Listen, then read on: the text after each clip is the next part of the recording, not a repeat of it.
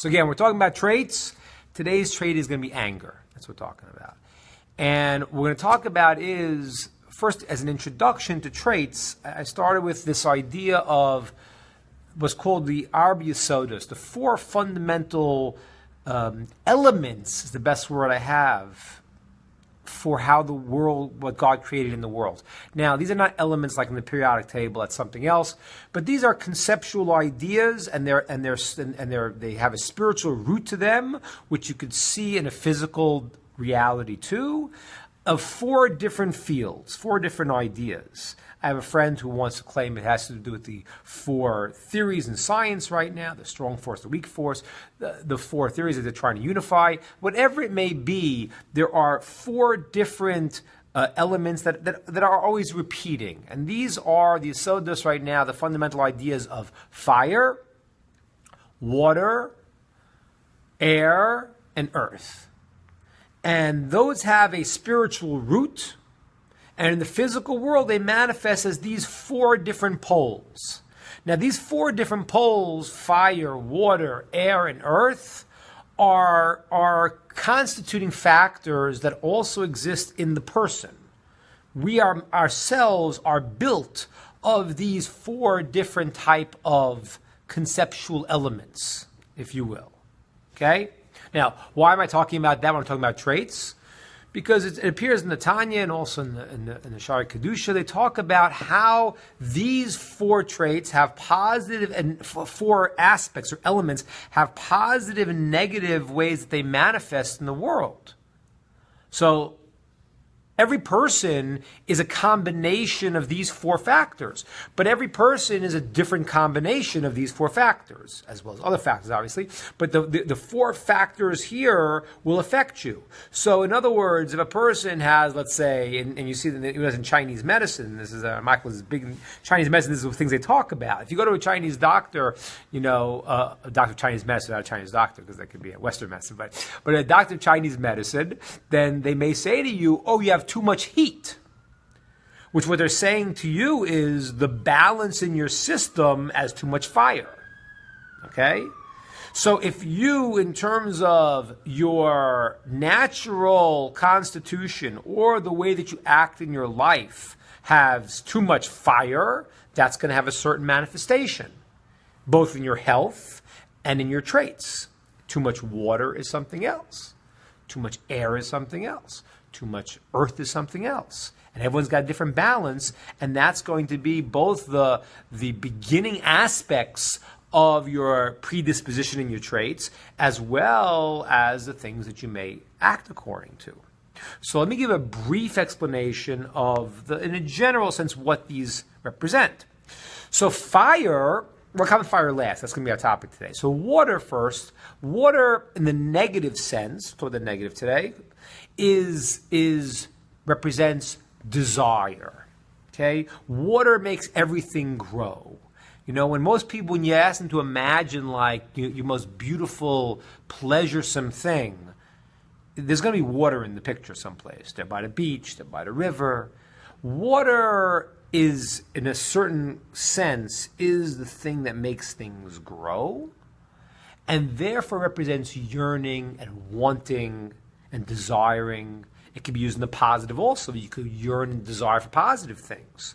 But in the negative sense, water will represent the idea of a person, yearning for more physical pleasures, abundance that the water creates. Let's say a person has a certain balance of air.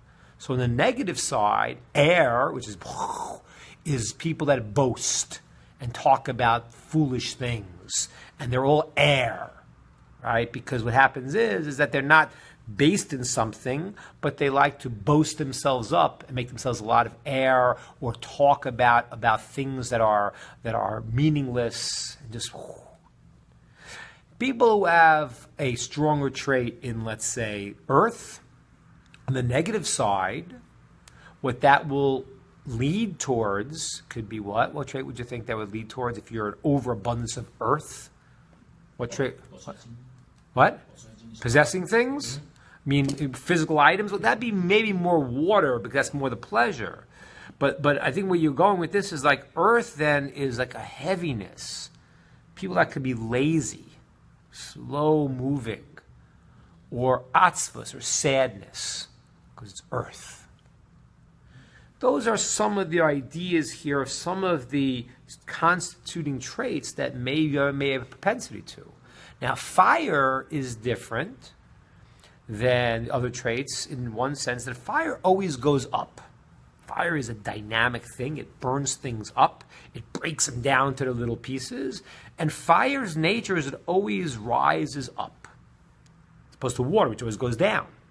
And that's why Torah is compared to water sometimes. It goes to the lowest place, the most humble place. Water goes down, fire goes up.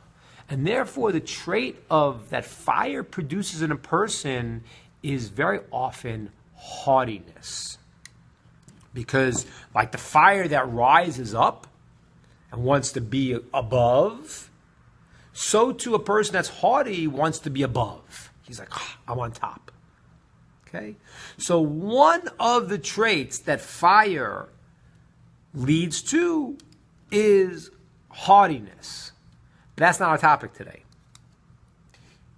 However, a branch of haughtiness under the same rubric is the trait of anger. Anger. Why? Because when you're a haughty guy, so you go and you are really up in your importance, and we're going to see that that is going to be the factor that is going to lead you to get angry. Let's first understand, why does a person get angry? What makes a person angry? We've all read about people getting angry sometimes, right? We've heard about this phenomenon. No one here has gotten angry. I know that. Different situations. Yeah, but no one here has ever gotten angry. I know that. But you've heard about stories like that, read movies or read books or movies about these things. But when people get angry, what makes them angry? What makes someone angry? Doesn't go their way. All right, good. Things don't go my way. That is going to produce anger. Let's think about it a second. So the Talmud says that whoever gets angry, it is like they worship idols. Okay? One of the things you can't do, one of the most serious offenses for Noahide, obviously for Jews too, of course, is idolatry. To give some other power in the world other than God. That's idolatry. Whatever your person's idolatry is. If a person thinks there's another power in the world that's controlling the world, then that is idolatry. Okay? Let me just digress a minute and talk about idolatry a second. Idolatry is a strange thing because people who worship idols, they seem crazy, and they are. But at one time, the rationale of idolatry was that the early idolaters knew how to hook into spiritual forces in the world, and they tried to manipulate those forces to get what they wanted. When God created the world, He created one system called the Merech Kedusha, the system of holiness that goes all the way up, and it's God's step-down system in the world. That's called the Malachim, the angels, the spiritual forces in the world, all the spiritual rules and laws in the world that lead to the physical world. So someone who maybe, when God wants to make something happen in the world, there is a step-down system where it happens. As the Talmud says, a blade of grass doesn't grow until the angel that's in charge of it hits it and says to grow. It means the spiritual forces are part of the relay system to come down to the physical world. That's the way it works. We do actions in the physical world, and that sends the system back up, and it affects the spiritual worlds and back to the physical world. That's a dynamic between the physical world and the spiritual world. The root of the physical world is the spiritual world. Okay? Now, a parallel to that was God created a world that's called the Marech Satuma, a system of impurity that parallels the spiritual world. This is different because it doesn't go all the way up. It's a creation. When God conceals Himself, He creates a world that parallels this world of holiness. Now, why does He do that? We've talked about that many times. Because that gives you free will to choose.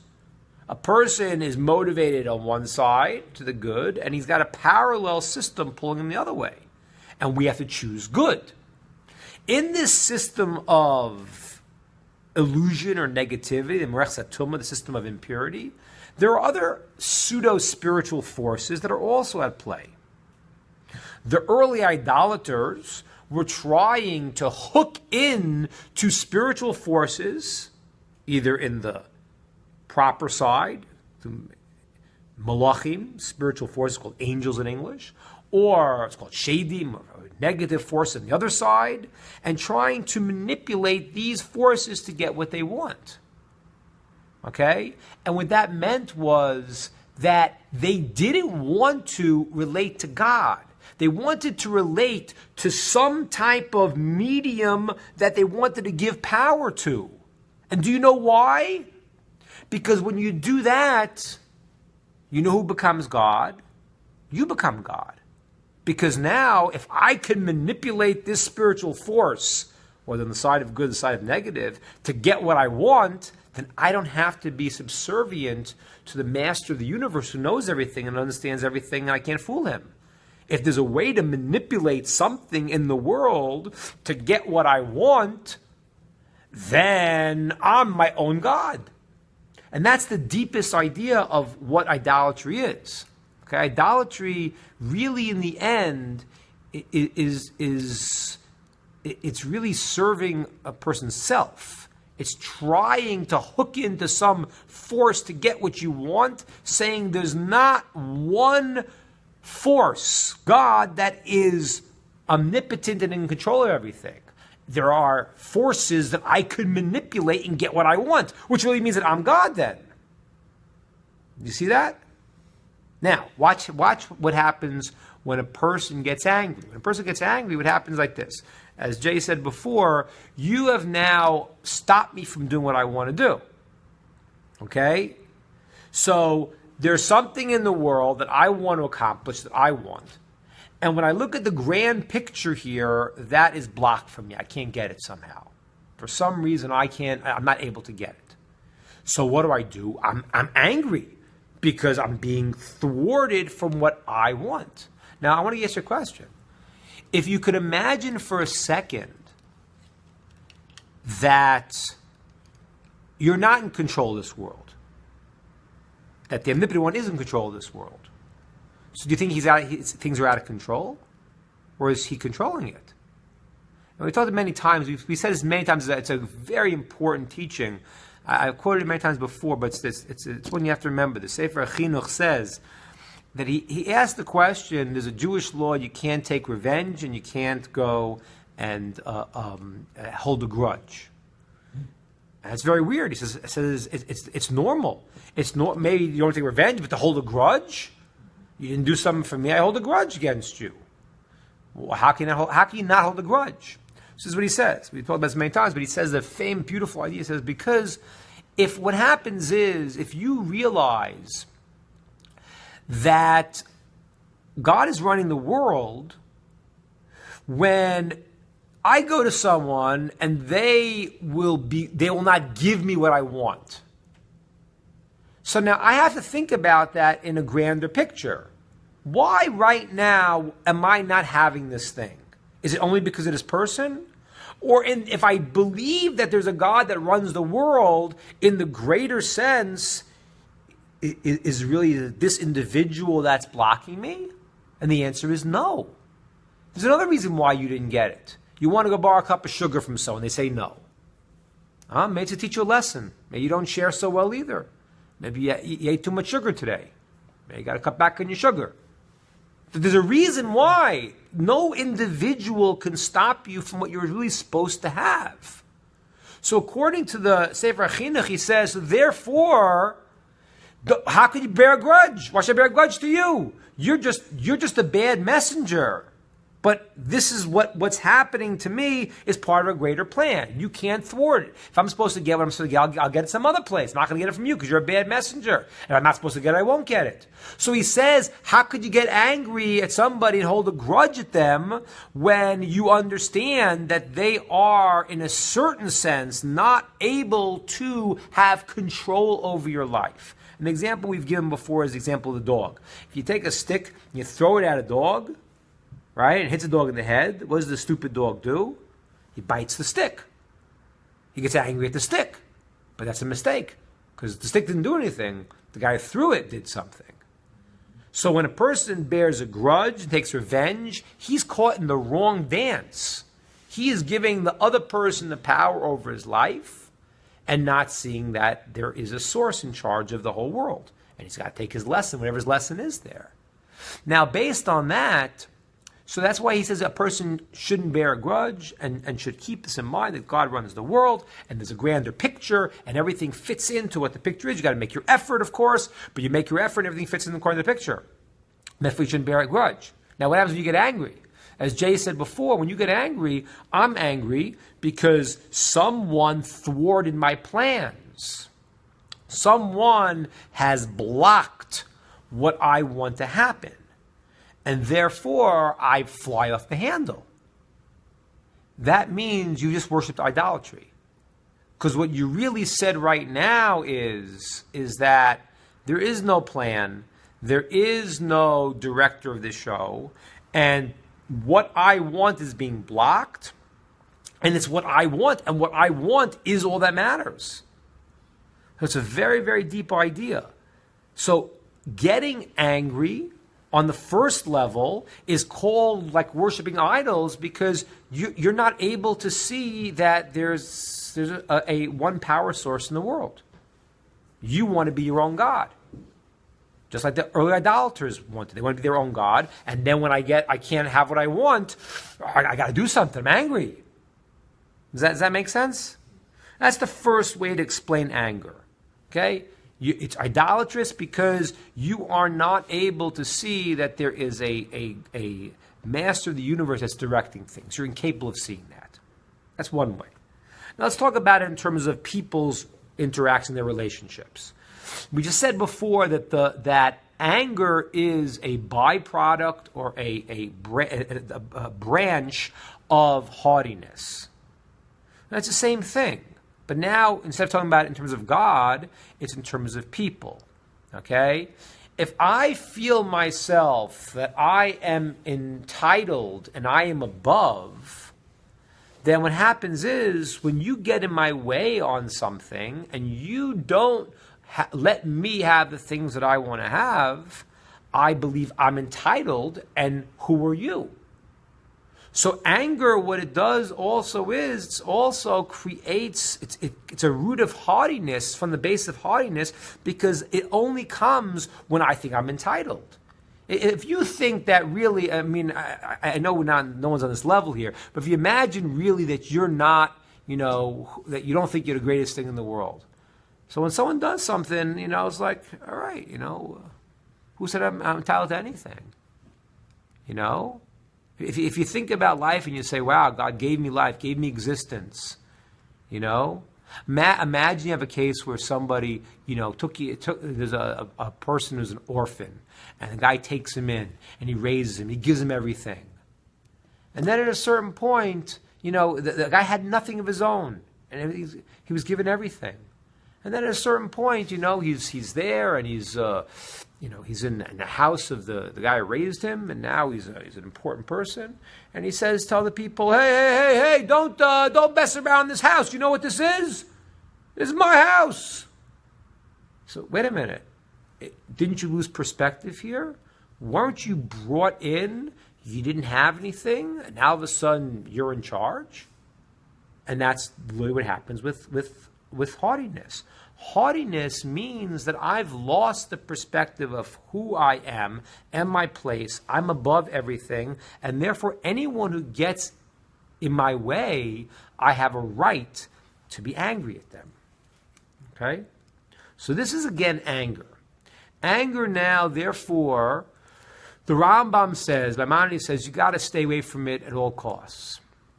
You got to go far, far away from anger. We have to train ourselves not to get angry. Okay? Because it represents already a breakdown in relating to God and relating to all people. It's a big problem. Not only is anger a big problem because it represents a bad trait, but it has another quality to it. All right? It's another quality. I see Hillary's on the call here. Maybe Hillary is going to have an idea for us here about this. This is an old psychological question. When I was a kid, they had these, they were called, I think, Bobo dolls. Was that right, Hillary? Bobo dolls. And what happens when you got angry, you'd beat the Bobo doll up. And it was supposed to get your anger out. But it really doesn't work.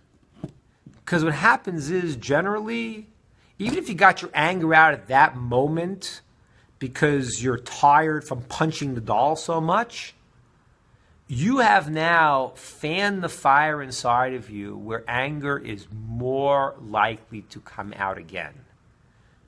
That's the way anger works. And that's what the Talmud says. Whoever gets angry also is like a worships idols because you got angry today, this.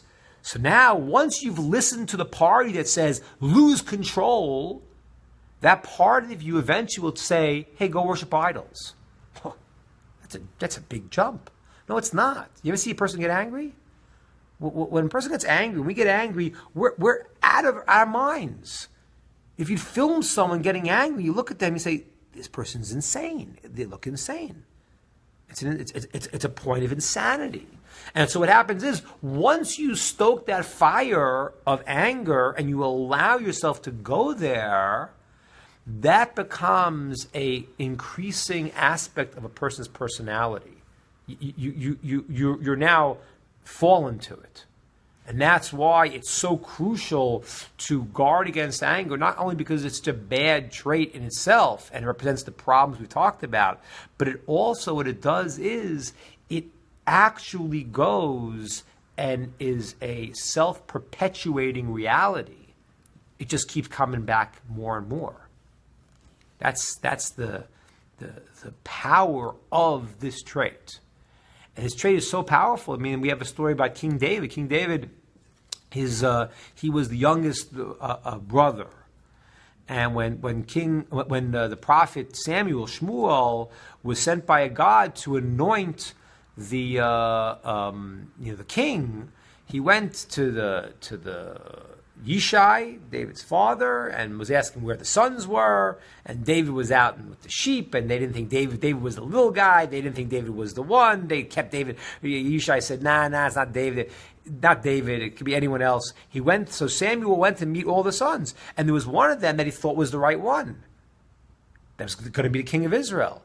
And God said, no, he's not the one, miastiv, I rejected him. And the Talmud says that the fact was that I rejected him means that one time he was possibly going to be the one who was going to be the king of Israel. And what happened? It says that when David came down, in the whole story of before David goes out and fights Goliath, there was the war against the Philistines. And David came down, was a young boy, and he was bringing things to his brothers. And his brother yelled at him. His older brother wanted to teach him a lesson. Oh, what are you coming here? You want to come? You want a story? You want to see the action? Get out of here. What are you doing here? And he did it for David's good.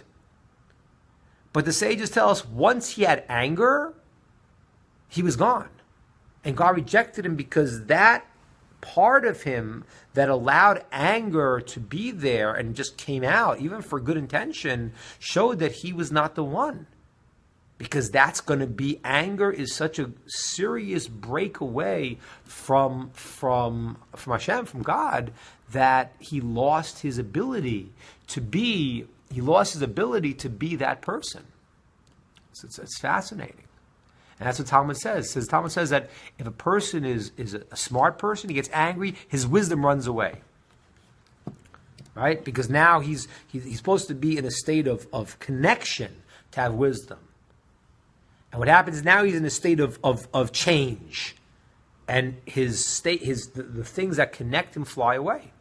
If he's a prophet and he gets angry, his prophecy leaves him. We see it by Moshe, we see it by Elazar, that when they got angry, that there was they lost their understanding. They lost their moment. So this here is the tremendous danger that we have to be careful for. And that's why the law is, Maimonides says, go to the opposite extreme of anger. Now, what happens when there's a time to be angry? That's really difficult. And it's really not so clear because in the different texts, Maimonides seems to say there's never a time. In the Hasidic writings, they talk about, a holy anger. There was an aspect of it. And I think the way to explain the idea is, I ask you, is there any time to use anger? When you hear the news and you see something happens really bad to a person, to an innocent, you get angry. And you cannot help. Okay, so good. Very good. You said very, very good. And the Zohar does say that there is an anger of holiness. But how do you differentiate them between what Maimonides is saying, never get angry, and this anger, the anger of holiness? And I think the difference really is that it's the same point we started out with.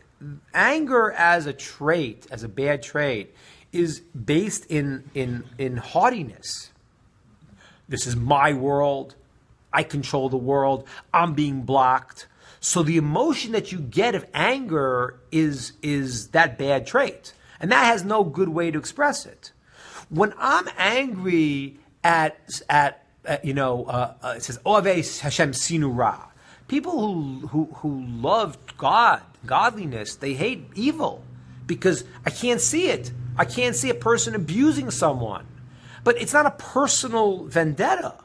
It's not me. I'm right now, that type of anger, I would not even call anger.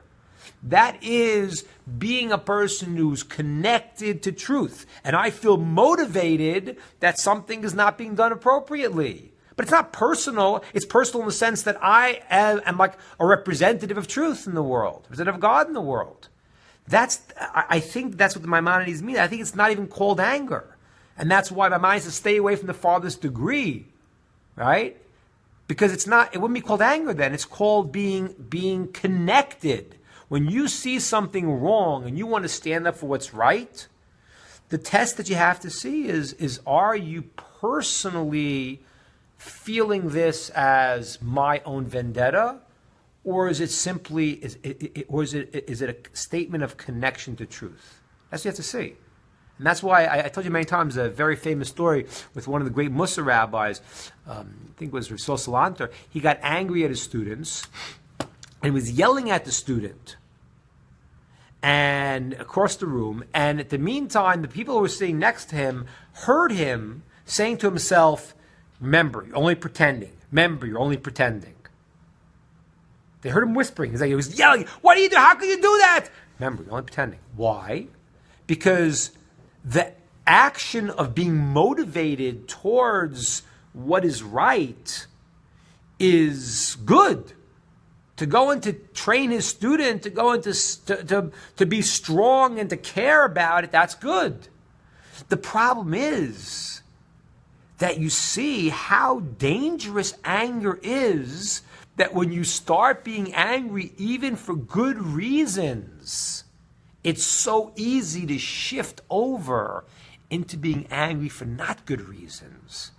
That's the craziest part about it. Even Rav Salanter had to go and remind himself. He knew it the whole time he was acting. He knew he was trying. He made a decision. I need to do the right thing. I need to teach my student. I need to go and to yell, scream, whatever it was. But he was still concerned that acting would actually draw him in on a personal level. And that could be what the Maimonides means. That stay away from anger because it is a dangerous, dangerous trait that will just suck you in. When you have to use it to do what's right in the world, you got to be careful. You got to make sure that you are not personally doing this. You're doing this as an emissary of what is correct and right in the world. And that's a dangerous thing. I mean, how many people have most of the tragedies in the world, the people have been self-righteous and thinking that they were right, and they're going to go and do terrible things in the world. It's a very, very dangerous thing. There's nothing greater than self-righteous anger. That's the worst kind of anger. People are positive that they're right, and they're going to do anything in their power. That's a big problem. And based on that, I wanna give a couple thoughts about what the opposite side is. Because it's one thing to go and to say, I'm going to control anger. It's hard to do. It's like, if you have water that's rushing, and it's about to break through something, and you're just holding it there with a dam, at a certain point, it's just too powerful, it's going to explode. So if you're already at anger point and you're holding it back, you're going to lose it at some point. You got to go back earlier. We got to train ourselves not to get angry. We got to work on that from the beginning. One thing is, Simon Cohen says, is what I said before, connecting to love of God, connecting to a certain place in my world where I start to see that there is a process in the world, that there is a directing force, and everything is meant for a certain reason. And practicing that before, the more you feel connected to understanding the basic principles in Jewish thinking, that Hashem loves us, and He's moving us at every moment in life to what is good, the more you connect to that thought, the less inclined you're going to be to anger, because you already now understand that this is what I'm hooked into. What am I getting angry about? Okay, there's a reason why this is not happening. There's a reason why this is not going this way, and you're able to handle it. So first thing is, in an early stage, we got to work on the idea of connecting to the idea of loving Hashem, realizing what He gives us, realizing everything is being moved towards good, and that's the first level to avoid anger, because you don't get at things along that far. But there's something else that I want to talk about with you in terms of anger with people, because this is it's a lofty idea to try to go and to control anger by understanding the grand plan. It's great, but there's something else we got to practice besides that. We have to practice that too. There's something we got to practice. The Rav Dessler says. It's like this. There is a very famous teaching. The Gemara says, Talmud says, that there's one way a person can be forgiven for everything that they do wrong. There's one fast track way to get forgiven for what you do wrong. It says, Kol ha'mavil midosav. Whoever is willing to forego their claims against others, then God is willing to forgo His claims against you. My midosav are my traits, and I explained last time the word midah means measurements. This is what I am entitled to, and you now are encroaching on me, and I say, you know what? I'm gonna go with you and forgo and let it be. I'm gonna let you do what you're doing. It's all right. If you act that way towards others, Hashem acts that way to you. Now, that's not so easy to do. How do you go and do that? How do you forego what you believe is a fair claim against somebody else? So Rav Dessler says a very basic idea. It's simple, just we don't do it. But it's a very simple idea. He says like this: every time you have something with someone, I can guarantee you they have their side of the story. From their perspective, they're sure they're right. So even if you don't agree, and even if you can't agree with the way they're seeing the situation, the training and the practice is to go into their heads and to see the world and the disagreement you're having with them from their perspective. That is an incredible training. I mean, it's simple. It's not, if Dessler says amazingly deep things, this seems to be very, very simple.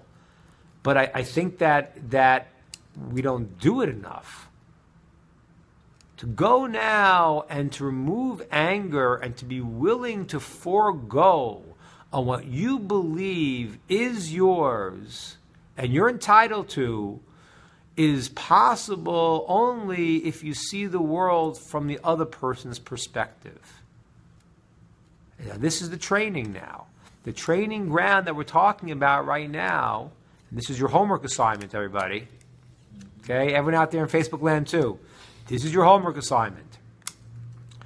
Take a situation of someone you're having a problem with.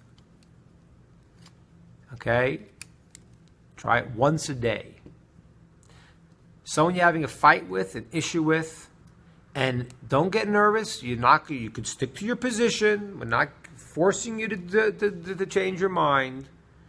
But take 5 minutes and just imagine you are them and how they are seeing the situation. What's their perspective? And it happens all the time. You go and you have a fight with someone. You say, well, what does the other person say? I don't know. They're saying something. But if you're sure you're right, then you don't even know what they're saying. You can't even imagine. That means that we're not hearing the other people at all, even if you're right. Because that's the point that Rav Dessler is saying. Look, you have a disagreement with someone, and you're angry because you think you're right and you're entitled and they're wrong. Now, when you start to go and say, well, let me imagine, what do they think? So even if at the end you come out and you say, I still think what I'm saying is right. But your anger is now been taken down because at least I know where they're coming from. And if I know where they're coming from, I might be willing to forego certain things that I'm entitled to because this is what they think. This is the way they see the world. I don't agree. I think they're wrong. I think they're completely wrong. I think they're out of control. I think they're out of bounds. Whatever it is, it's fine. But that is the way here of Dessler gives us to accomplish this. Accomplish being able to forego is to take practice. It's practice. Literally, as we said in the beginning of the series, midot, traits, the word midot is measurements. And you have to learn how to use all of the traits. Okay? The fire inside of you, you could use that to be gova libo b'Hashem, to go and to have this fire raising you up to go and to do the right thing. Okay, it's called Go Libo Hashem, that you're going to raise your heart to say, I'm not going to be embarrassed to go and do things that are right. I'm going to feel pushed and motivated to do things that are true and stand up for what's true. That's the positive fire. On the negative fire, you now think you're more important. You think you're rising up like the fire, and therefore you get angry at anything that's in your way. Two ways to break that we talked about tonight. One is to not make ourselves God and to realize that Hashem, that God is moving the world for our good, to train that. And to train ourselves when other people, we think they're in our way, go to the world from their side. Even if you're not going to agree with them, take 5 minutes, 2 minutes, and imagine how they see it. When you imagine how they see it, it's easier to let go. Questions, comments, thoughts. Does it make sense? Yeah. I wanted to differentiate between, because it seems like there may be potentially two different ideas that you're discussing. On the one hand, the idea that a person should not try to cross over into anger, and the other idea, which seems to be talking more about when you can rightfully defend your position, but you choose to forego that. Right. Which doesn't necessarily mean that you're angry. Right. That's right.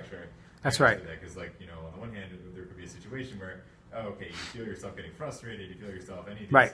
Code words, you're about to get angry, and you say to yourself, no, wait, I'm not going to do that, because you realize that you're about to disconnect from, right. wisdom, like you were saying. Right.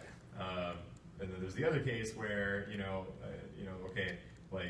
maybe something happens and you're about to get blamed for it, and you could very easily say that it's not your fault. Right. But you're going to choose to not defend your position because ultimately you don't want to embarrass the person whose fault it really is.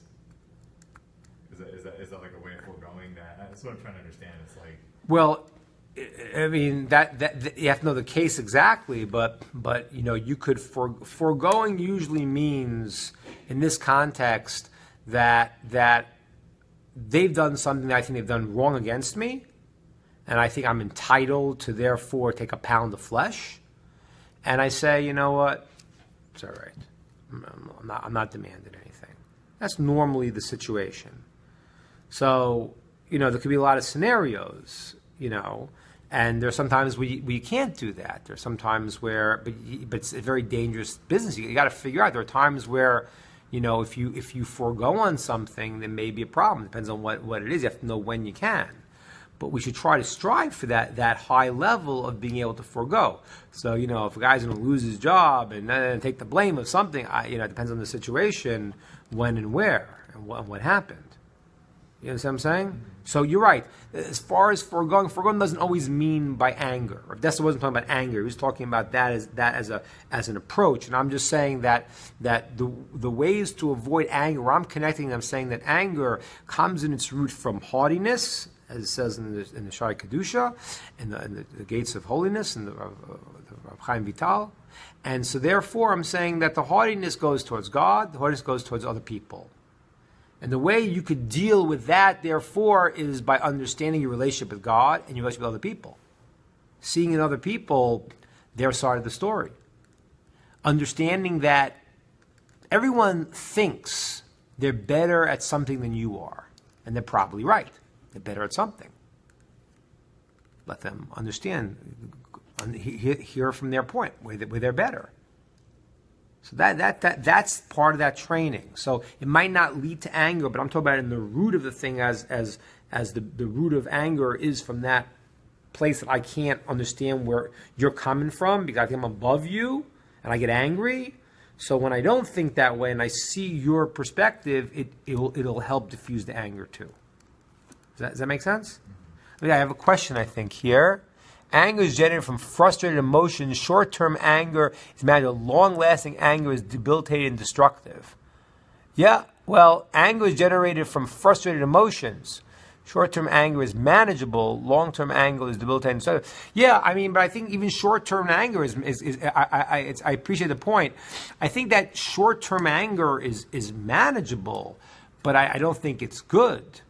I think that it's you're right. If you're angry for a long time, then you spend your life like that.